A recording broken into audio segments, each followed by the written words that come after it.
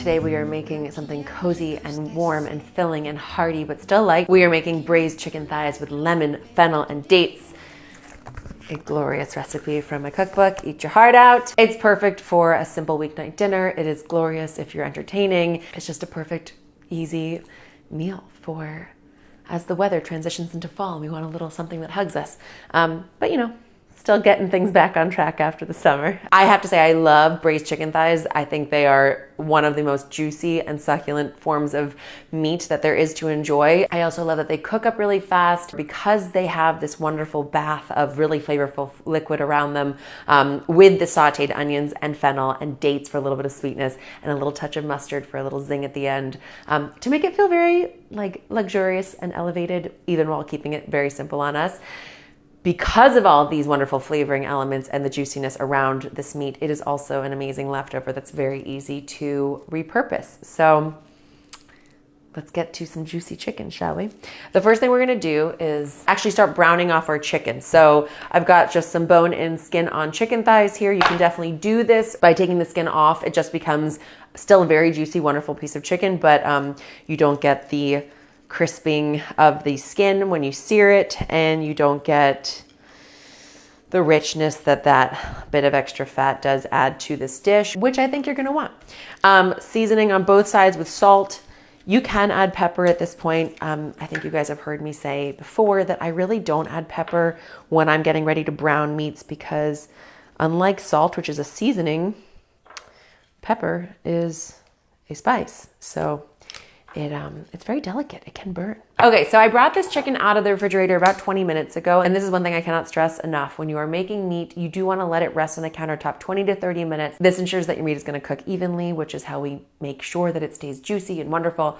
So definitely let it hang on your countertop 20 to 30 minutes. I have a lovely heavy bottomed skillet here or a Dutch oven, something you want surface area so that it has nice caramelization and browning that's able to happen on the chicken and the veg. But you want something you can put a little cap on so that when it's braising, it doesn't lose too much of the liquid too quickly. And then although the chicken thighs do have their skin, which is going to provide a little bit of its own fat, I'm adding maybe a tablespoon or two of olive oil to the base of this pan, just to give it a little slick. You can see before it gets too hot.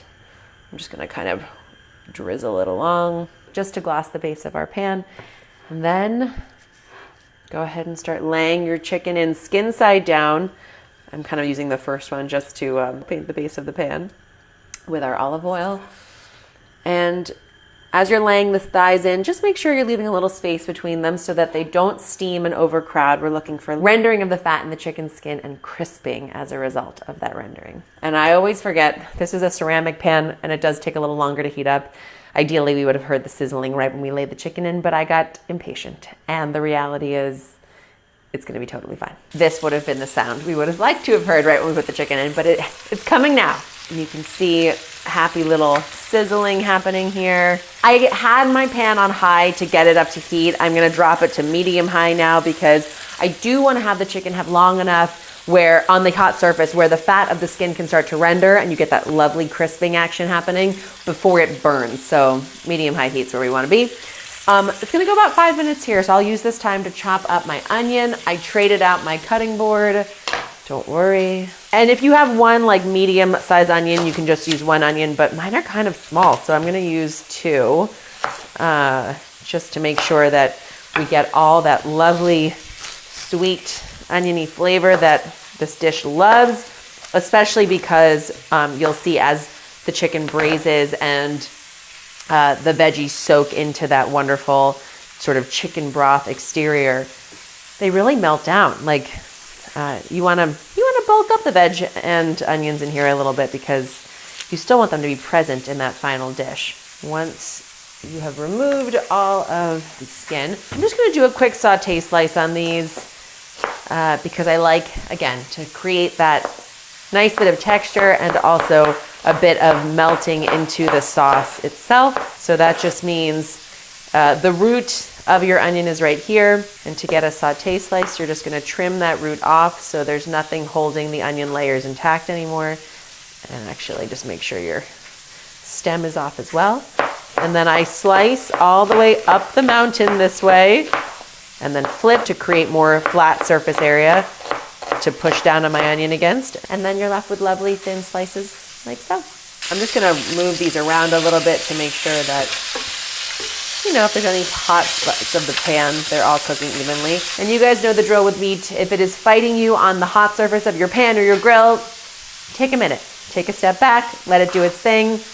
Once it has the right level of char, it will form a crust that actually lets you very easily remove it from the heat source. Okay, onions are ready. Let's stick those in a bowl so they're all set. Yeah, why not? Then I could serve it in this, minimize cleanup. All about no cleanup for a happy weeknight meal. And for the fennel, I'm kind of gonna try to create a similar slice size so that everything cooks evenly. This is a fennel bulb. It's lovely. Fennel fronds are these kind of hair looking things. And you can throw these away, or if you feel like it, you can actually just pluck the nice looking ones off and use these as garnish for your finished plate. They have a great similar sort of, fennel kind of tastes like a little bit of a licorice flavor, a little sweet, herby, and they make a beautiful architectural kind of finishing garnish for this plate if you feel like saving them. Otherwise, just toss them. Okay, so after you've cleaned off the stem and the fronds, you are left with the bulb. And here's what you want to do. You're gonna slice down straight through the bulb until you get these two halves. And then you want to remove this core section here so that it's A, because it's a little bit tough, and B, because it will make everything hold together. And we actually want the fennel to kind of fall apart like the onions. So to do that, you're gonna take your knife and slice down in sort of a triangle and pop the core right out. And then actually, just to make it even easier on ourselves, we can slice it in half. I am going to quickly flip our chicken because it has been 5 minutes and the skin is golden brown, as you can see here. Look at that. And we're not actually looking for the chicken to be cooked through at this point because it is going to finish cooking in the braise. All we want is lovely chicken fat to flavor up our sauce, rendered out of the skin, as well as a nice crisp coating on one side. We'll get it on the other. We'll remove these and we'll start building the veggie base here in the pan. Okay, so now with each of these fennel quarters that we have, take off any part from the exterior that is looking a little wilted or dry. And then just like with our onions, the root was down here, which I just sliced the last little bit off of. And then we're just gonna slice it long and down so we get these lovely sort of sheets of fennel coming across that will cook at about the same time as the onion. Fennel, of course, delicious cooked, where it gets like a little sweeter and more mild, and also raw, where it is delightfully crunchy. So grab a lemon, and we're just gonna thinly slice it. It adds a lot of juiciness to this sauce. It adds a bit of tang and a little bit of bitterness because I'm leaving the skin on, which does mean, by the way, just give your lemon a quick scrub, a little salt with your water as you're rubbing it, just to make sure the skin is nice and clean. And then just slicing my way down, getting these beautiful citrus rings, taking your time because of course you're working with a round surface here. And I don't need to get to the bitter end, just the very juicy part of the lemon is what we're after. So set this lemon just off to the side because we're gonna add that after the fennel and the onion. And last but not least are gonna be some dates. You guys know my love affair with dates runs deep. Nature's candy, tastes like caramel, loaded with iron and all different kinds of minerals, obviously naturally very sweet. And in our case, are really going to sort of collapse into the sauce and scent it with a bit of sweetness. But every once in a while, you'll get like a little chew of something like toffee, which is delightful. I'm gonna give these just a quick chop, nothing too precise. I do want them to be scattered into our mix. So maybe roughly this size. Feels about right. The lemon I'm smelling here, it's just reminding me of the like beautiful balance of flavors that happen in this dish. Rich and fatty, tart and acidic, a little bit sweet, lots of lovely texture from our veg. And then of course, the filling juiciness of lovely chicken thighs. We are all set up. Let's check on our chicken. I think we should be good to go. Oh yeah, lovely. All right, so grab your chicken thighs now that they are excellent and golden brown. Put them onto a plate just to hold onto and collect any juices while you make the veggie mix. Come and check out this pan, which now has that little bit of olive oil, some salt, and some rendered chicken fat happening. And I'm gonna add in my onions and my fennel all at once and just give them a quick stir into that bit of fat at the bottom of the pan. Okay, so after like 5 minutes, you will see the onions and fennel are beautifully softened, starting to wilt. I don't want them broken down because remember, these are gonna braise another 12 to 15 minutes, where at the end of all of that, I still want them to have lovely texture. So just at about this point where the fennel is lovely and tender. Just like that, guys. Like buttery fennel is so underrated, so delicious. Okay, scatter your lemon wheels into your mix. And then we are just going to use that little bit of lemon juice to start to flavor and pick up any little bits of browning at the base of our pan. Tossing them in with our veg, along with like up to 2 cups of chicken stock. I don't want our chicken bathing in this stuff. I just want to drink up any brown pits here at the base of the pan, scoop up all that flavor. I want to create enough liquid here to come up like maximum halfway up the chicken thighs once I nestle them back into this bath.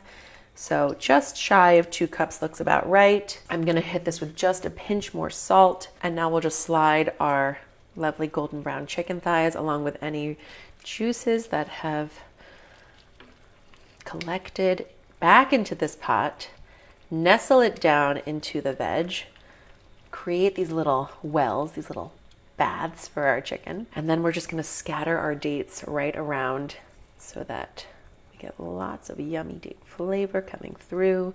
And we're gonna partially cover, leaving, an inch or so of space. This lid is not actually the right size for this pot, so we're gonna be balanced precariously, and let it simmer 12 to 15 more minutes until the chicken thighs are cooked through. If you're using a thermometer, you can pull them off at roughly 160 because they will rest all the way up to 165. But you'll see the veggies will be condensed down, the broth will be somewhat evaporated, the chicken will be cooked all the way through, and then we'll do one little finishing trick to make it feel that much more polished, and then we'll try it, and then we'll dine. So I took the cap off of our braising situation because it was not evaporating the liquid fast enough, and also it was making the chicken skin a little less crispy. And this is a trick that I have used a couple times now because I love the experience of the braised chicken meat, but the skin, it doesn't stay that crispy because it's braising, and I still want the crisp bits. So I just like 1 or 2 minutes under the broiler to get us this gorgeous crisp skin back. So you have the juicy braised meat underneath, the crisp skin on top. This is a new addition to the recipe. And here is what is left of our onions and fennel. This was a date.